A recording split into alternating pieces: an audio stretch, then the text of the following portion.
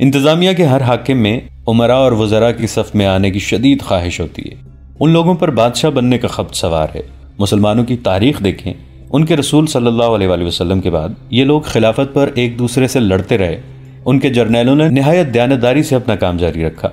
وہ دوسرے ملکوں کو تہ تیغ کرتے رہے اور اسلامی سلطنت کو وسیع کرنے کی کوشش کرتے رہے، لیکن ان کے خلیفہ نے جہاں دیکھا کہ فلاں جرنیل ایسا مقبول ہو گیا ہے کہ اس کی فتوحات کی بدولت قوم اسے خلیفہ سے زیادہ مقام دینے لگی ہے، تو خلیفہ اور اس کے حواریوں نے اس جرنیل کو غلط احکام دے کر اسے ذلیل اور رسوا کر دیا۔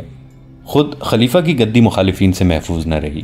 مخالفین کی نگاہ اسلامی سلطنت کی وسعت سے ہٹ کر خلافت کے حصول پر مرکوز ہو گئی۔ جرنیل ہارتے چلے گئے اور ان کے فتح کیے ہوئے علاقے ان کے ہاتھ سے نکلتے چلے گئے۔ اسی کا نتیجہ ہے کہ آج ہم عرب میں بیٹھے ہیں۔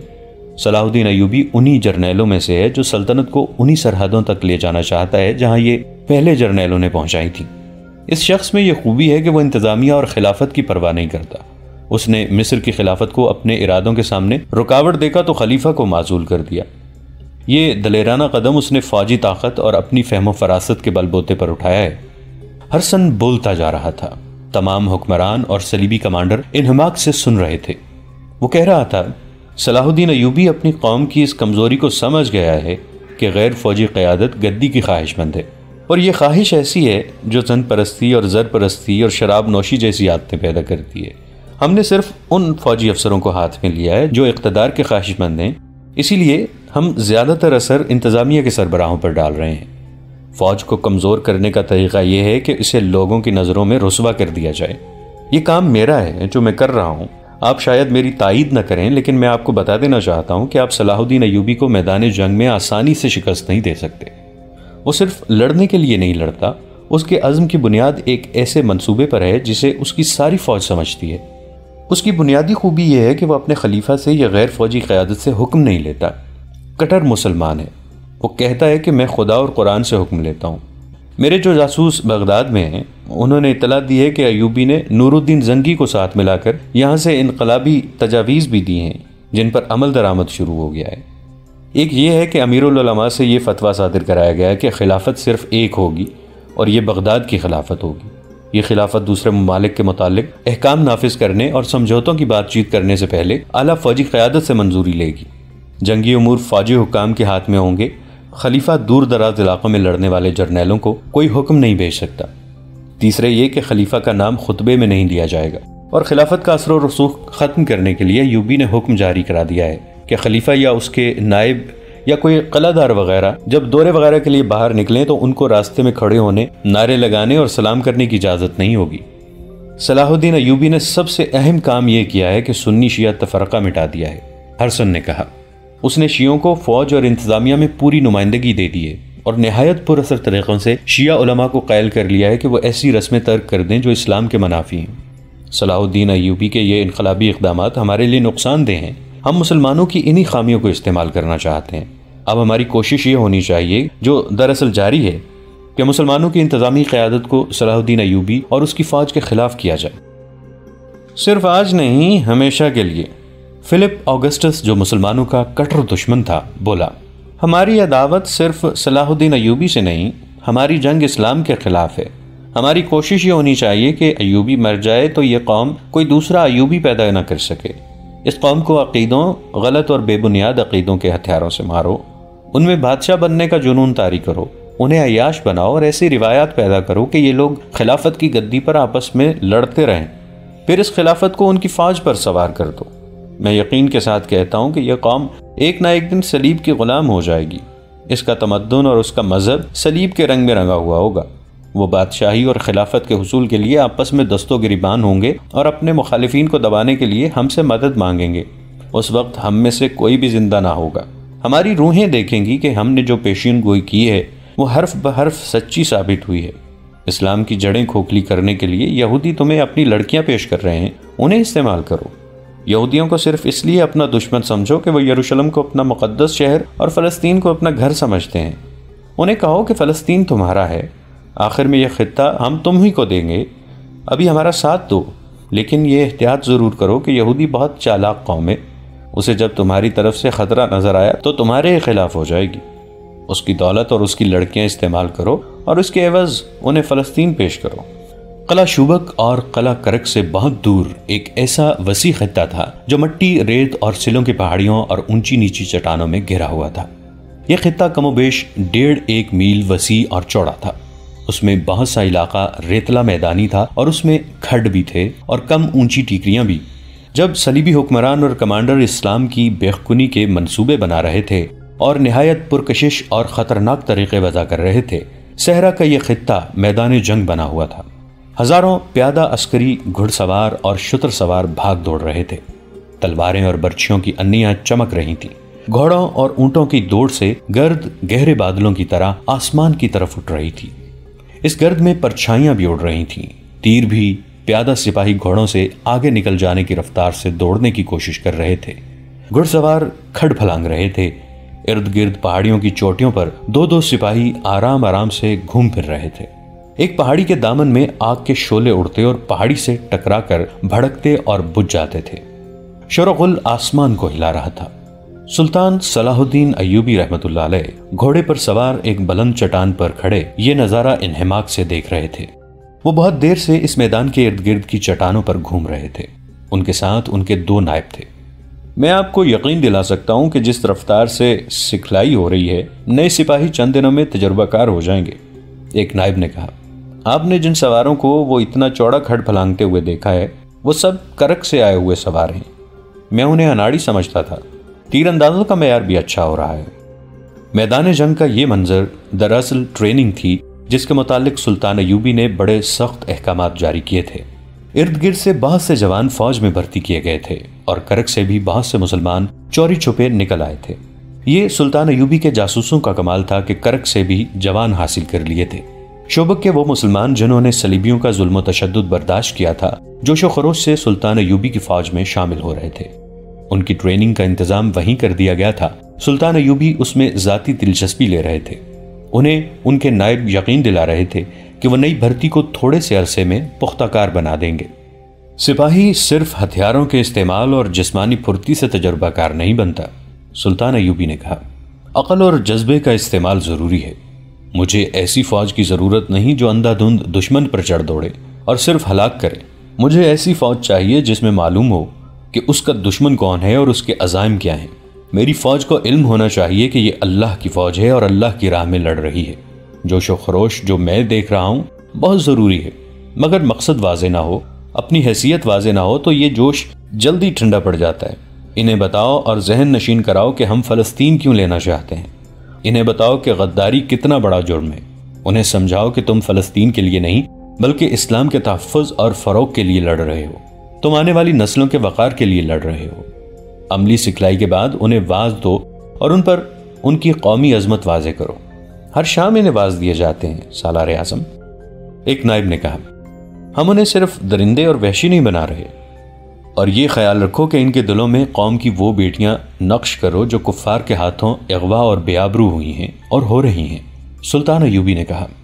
انہیں قرآن کے وہ ورق یاد دلاتے رہو جنہیں صلیبیوں نے پاؤں تلے مسلا تھا، اور انہیں وہ مسجدیں یاد دلاتے رہنا جن میں کفار نے گھوڑے اور مویشی باندھے تھے اور باندھ رہے ہیں۔ بیٹی کی عزت اور مسجد کا احترام مسلمان کی عظمت کے نشان ہوتے ہیں۔ انہیں بتاؤ کہ جس روز تم عصمت اور مسجد کو ذہن سے اتار دو گے، اس روز تم اپنے لیے اس دنیا کو جہنم بنا لو گے، اور آخرت میں جو عذاب ہے اس کا تم تصور بھی نہیں کر سکتے۔ پہاڑیوں پر جو 2 4 سپاہی گھوم رہے تھے وہ پہرہ دار تھے۔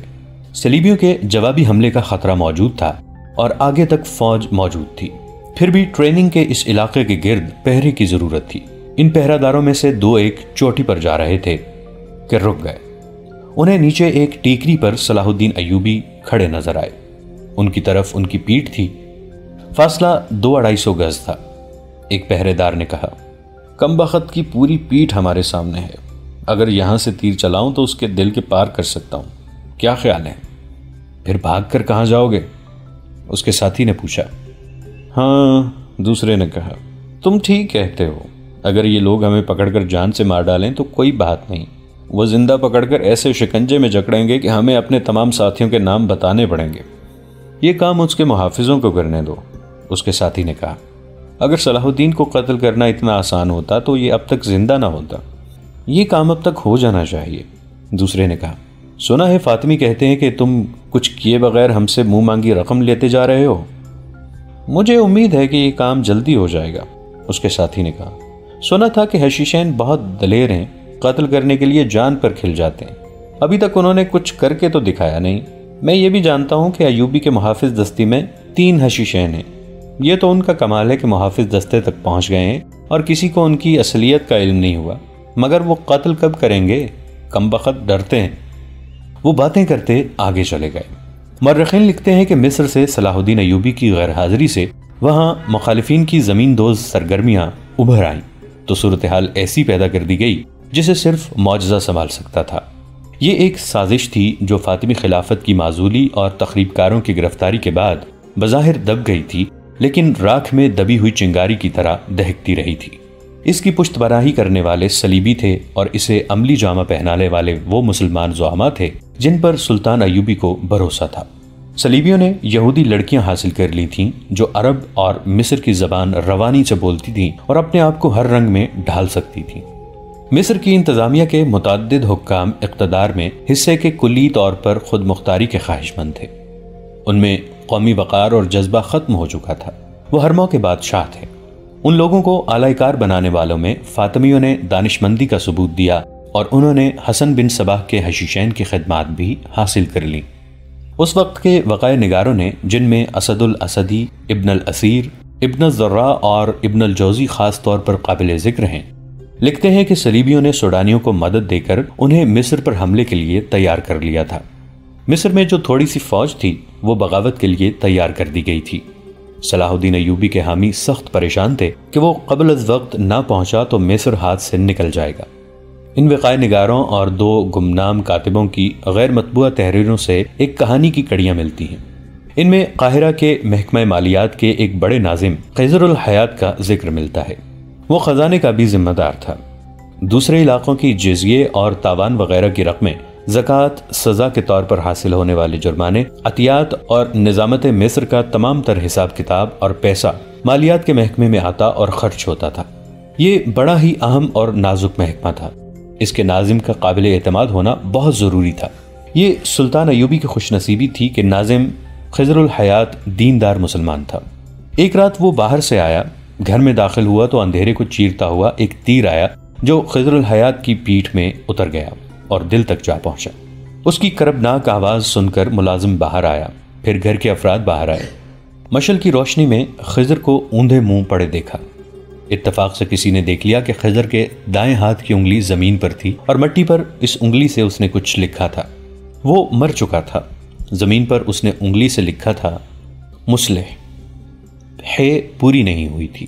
اس حرف کی گولائی کے نصف میں جا کر اس کی جان نکل گئی ہوگی۔ لاش اٹھا لی گئی اور اس لفظ کو محفوظ رکھا گیا۔ ایک آدمی کوتوال غیاث کو بلانے دوڑا دیا گیا۔ یہی کہا جا سکتا ہے کہ خضر نے مرتے مرتے مٹی پر اپنے قاتل کا نام لکھا ہے۔ غیاث کوتوال بھی تھا اور مصر کی تمام تر پولیس کا حاکم اعلیٰ۔ یہ بھی صلاح الدین ایوبی کا قابل اعتماد حاکم تھا۔ علی بن سفیان کی طرح شہری جرائم کا ماہر سراغ رساں تھا۔ اس نے آتے ہی زمین پر لکھے ہوئے لفظ مصلح کو غور سے دیکھا۔ اتنے میں شہر کا نائب ناظم مصلح الدین خضر کے قتل کی خبر سن کر آ گیا۔ غیاث نے اسے دیکھتے ہی زمین پر پاؤں رگڑ کر مصلح کا لفظ مٹا دیا۔ مصلح چونکہ شہر کا نائب ناظم تھا، اس کے لیے کوتوالی کا محکمہ اس کا ماتحت تھا۔ اس نے غیاث کو حکم کے لہجے میں کہا، قاتل کا سراغ صبح سے پہلے مل جانا چاہیے، میں زیادہ انتظار نہیں کروں گا۔ غیاث نے اسے یقین دلایا کہ قاتل کو جلدی پکڑ لیا جائے گا۔ وہ وہاں سے چلا گیا۔ رات ہی کو غیاث نے خضر الحیات کے نائب معاون اور اس کے دفتر میں ان افراد کو بلا لیا جو مقتول کے قریب رہتے تھے اور بتا سکتے تھے کہ قتل کے روز ان کی سرگرمیاں کیا رہیں۔ ان لوگوں نے اسے بتایا کہ آج شہری انتظامیہ کے حکام اعلیٰ کا ایک اجلاس تھا جس میں فوج کا کوئی نمائندہ نہیں تھا۔ خضر کا نائب اس کی مدد کے لیے اجلاس میں شریک تھا۔ اجلاس میں مالیات کے سلسلے میں فوج کے اخراجات زیر بحث آئے تو خضر نے کہا کہ مصر میں بعض اخراجات روکنے پڑیں گے کیونکہ امیر مصر صلاح الدین ایوبی نے شوبک میں بہت سی فوج بھرتی کی ہے جس کے لیے کثیر رقم کی ضرورت ہے۔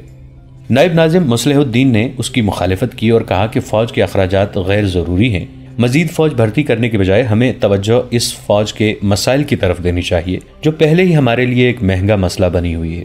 اس نے بتایا کہ مصر میں جو فوج ہے اس میں بے اطمینانی اور بدامنی پائی جاتی ہے۔